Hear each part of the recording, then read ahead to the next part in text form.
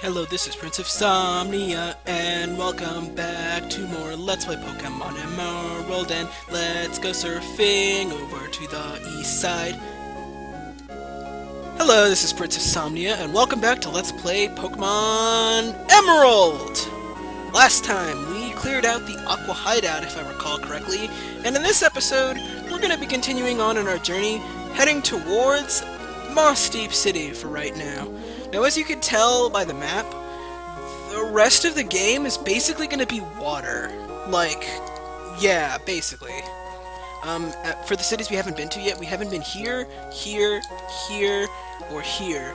And as you can see, the only way to get to those places is via water.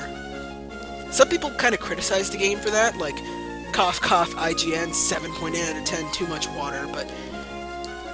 well, anyway. I kind of like it, except for the fact that my Lairon is currently the lowest level Pokemon in my party. I really want to level grind it, and literally every trainer in the next few areas is going to be water type. So that's going to make things a little tricky. But anyway, yeah, there are a ton of trainers on these routes.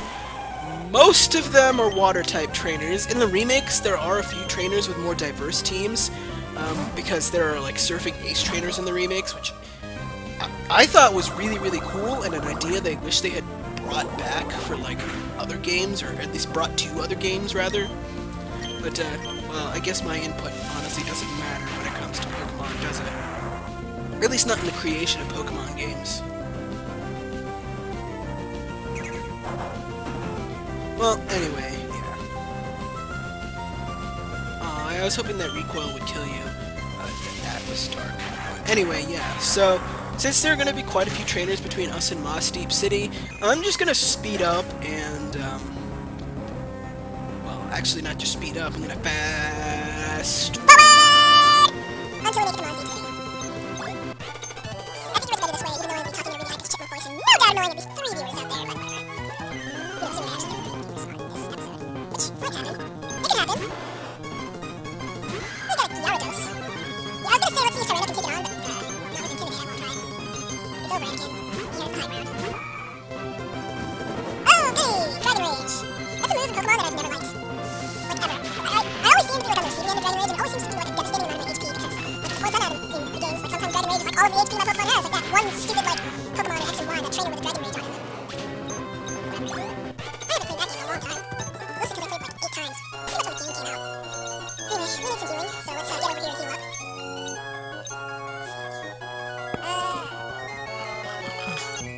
I can't imagine how that just sounded like in the fast forward mode. I really can't.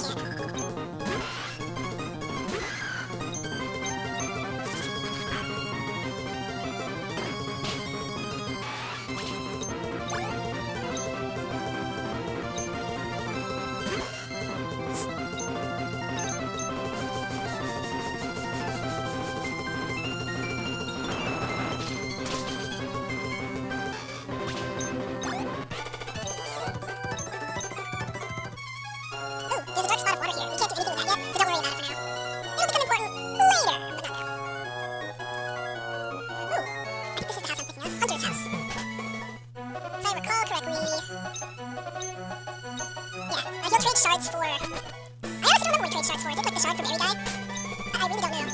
Anyway, yeah, let's just super color up and keep on going. I honestly think there'd be more traders on this route than there are. For some reason though, this particular route is just one I don't really remember all that well. I'll fight these guys later. Yeah, there we go. Well, that's you too. Give me plumbing the depths. Anyway, it seems like Tyranitar is actually surprisingly capable against enemies like this, especially since, you know, takedown is just so bomb, and they seem to love doing 1 damage. The air line is so good. It's just so unfortunate that the next half of the game is water. Okay, well, next quarter of the game, I guess, or third. Let's just keep fighting. Yeah, I think Tyranitar would evolve until like 10 levels from where she is now, so yeah, it's gonna be a while before we aggro it up, if you know what I mean. Now we have to switch, but I don't know if you just heard that, but I snapped my fingers like the switch thing. Oh, yeah! I guess it has been that long since I last recorded Pokemon Emerald. The Switch came out! Oh wait, didn't I record during spring break? God, you know what? I don't even remember when I last recorded, that's how long ago it was. I know I last posted an episode of Pokemon like a day ago, but the episode before that was gone. Yeah, sorry for being a terrible YouTuber, but, you know.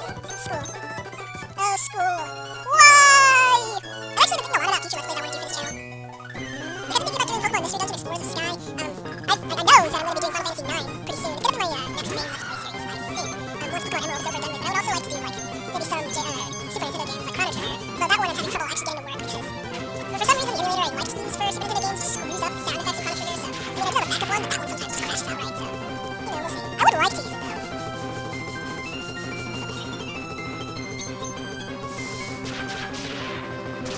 There's so many games I want to Let's Play viewers, and, like, half of them I don't have a system to record off of. Like, modding your 3DS just to record those games, it costs a lot of money, you know? $200. I've also been playing through Pokemon Heart Gold recently, and I'll tell you what, viewers. Oh god, is the the call function annoying, the Pokegear? Yeah. Anyway, this is Mossdeep City.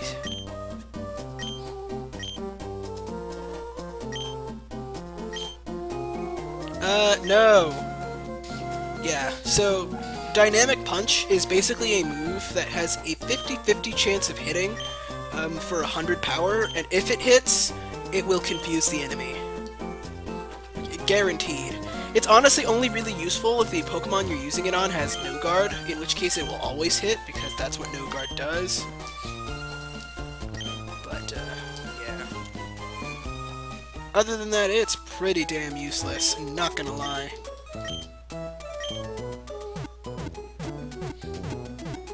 You know, I probably should have pulled out my notes before I started recording this episode. Yeah, that might have been a good idea. Give me just a second, viewers. Alright, I'm back. Got my notes out this time, so, anyway, as you may notice, there's a Pokemon gym here. I'm not going to take that on right now, mostly because I want to explore the town first, but also because I don't think I can quite handle it. Well, I mean, I could probably handle, the trainers, but I don't think I could handle actually fighting the gym leaders at this point. They're pretty high leveled, which would not ordinarily concern me, but I also don't really have... How do I put this exactly? I'm just not quite confident my team can handle it at this point. I'd like to do a little bit more fighting before I get around to doing all of that, though. Anyway, this house is empty. I should have known that because I know exactly whose house it is, and, well, that's spoilers, but whatever. Oh, well, thank you for telling me that. I'm fairly certain the Pokeblock tastes for a Pokemon is based, like, entirely on nature. A lot of things in this game are. Oh, is this the minigame hut? Yeah, this is the minigame hut, just like in Pokemon Fire Red. I'm just gonna ignore this place, actually. I don't even remember what that was in Ruby Sapphire or the remakes.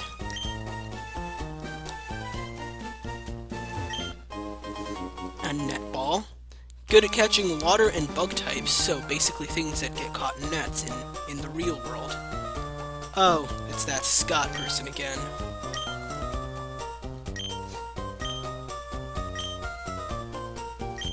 A warning letter in the Space Center. Maybe we should check it out. Oh my god, it's the White Rock! God, I remember as a kid that there were like a shitload of rumors about this White Rock right here. Like, everyone was like, oh, if you do this, this, this, and this, and that, and then touch the White Rock, you'll be able to get Jirachi in the game or something like that. I mean, these days I know that rumors like that are utter bullcrap, but like back in the day, that was actually like a really cool like thing where people would be like, oh, maybe if you do this with the White Rock, you'll get Deoxys or Jirachi or something like that. And it's just one of those weird things, like, that you do as a kid when you play video games with other people who actually plays the same video game. And there's the Super Rod.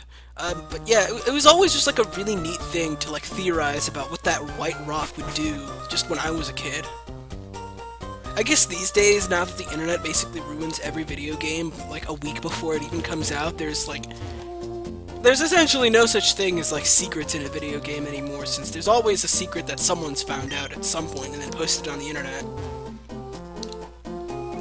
Even if it takes 10 years to find, like it did with Final Fantasy IX. Although, in everyone's defense, that secret in Final Fantasy IX is really stupid and pointless, but whatever, whatever.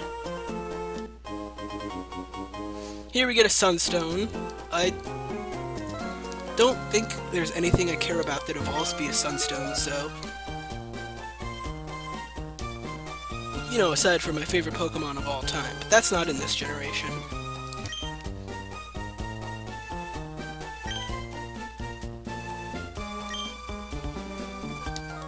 Is that true in real life? I mean, we can never be 100% certain of anything in actual, like, science and whatnot. That's at least one thing I've learned from college, is that we're never 100% sure.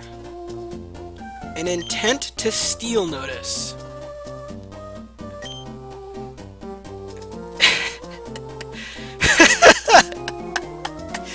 Who the hell writes an intent to steal letter? Oh my god. And people say that Team Skull are the biggest idiots around. Man, Team Magma almost gives them a run for their money. Dear God.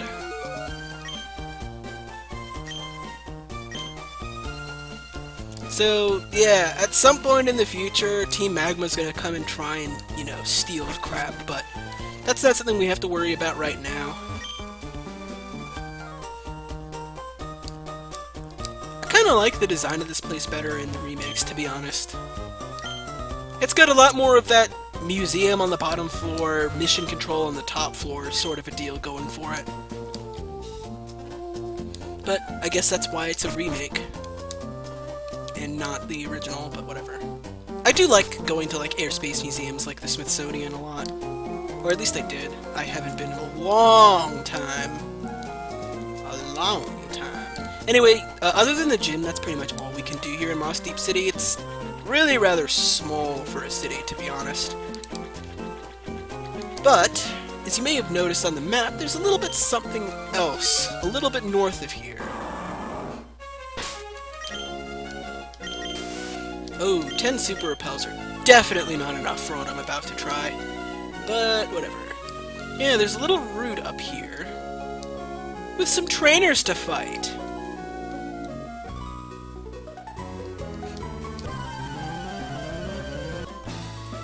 There we go. Took care of them. Now this is the Shoal Cave, and unfortunately I happen to be here during high tide. That sucks. Okay. That guy is asking for some items called shoal salt and shoal shells. Sorry if I sound kind of like hesitant when speaking there, it's a tongue twister.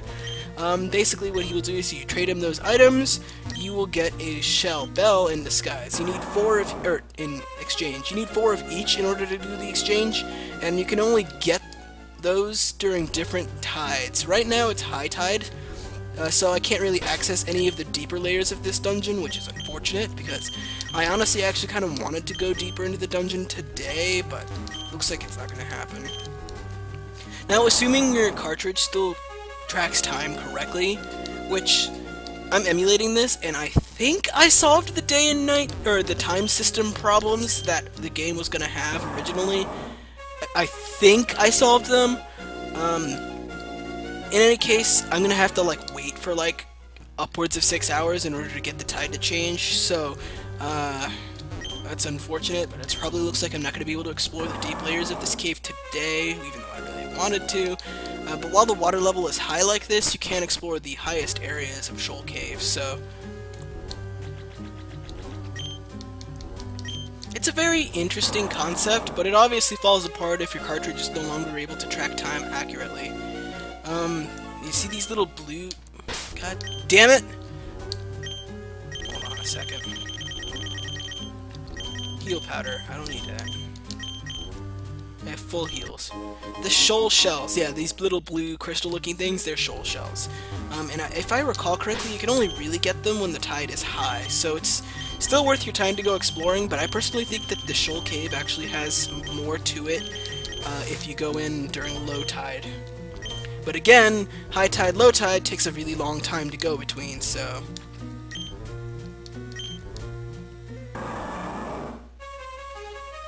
Let's see. Get another shell bell over here. Shoal shell. Shoal shell, shoal salt, judicial system.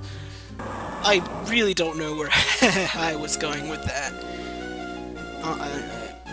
Don't ask. Just don't ask. Just ignore me, viewers. I've clearly gone insane after having to record for like 2 hours. Which is strange, because normally it takes me about 5 hours of recording before I start going insane.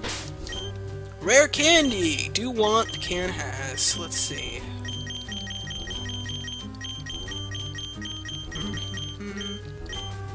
I mean, technically speaking, I don't think I should really, like, criticize the game for, the limited inventory system, but god damn it is it annoying! It really is. Limited inventories in games are really just more of an annoyance, and I'm glad it's something that modern games have started to move away from. One of the very few modern gaming trends that I actually enjoy. Oh, I'm teasing. The big pearl. Sweet mother of pearl indeed. Do I have 4 shoal shells? No, I only have 3. Where's that last one?